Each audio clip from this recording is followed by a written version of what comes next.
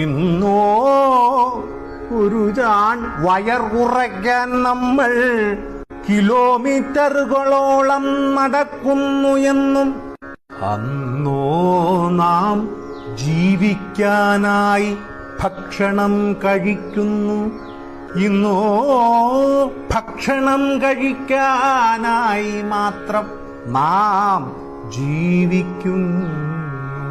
അന്നു വീട്ടിനകത്തിരുന്നു ഭക്ഷണം കഴിച്ച് പുറത്ത് കക്കൂസിൽ പോകുന്നു. ഇന്നോ പുറത്ത് ഭക്ഷണം കഴിച്ച് അകത്ത് കക്കൂസിൽ പോകുന്നു. അന്ന് അധ്യാപകരുടെ കയ്യിൽ നിന്ന് അടികിട്ടാതിരിക്കാൻ കുട്ടികൾ പ്രാർത്ഥിക്കുന്നു.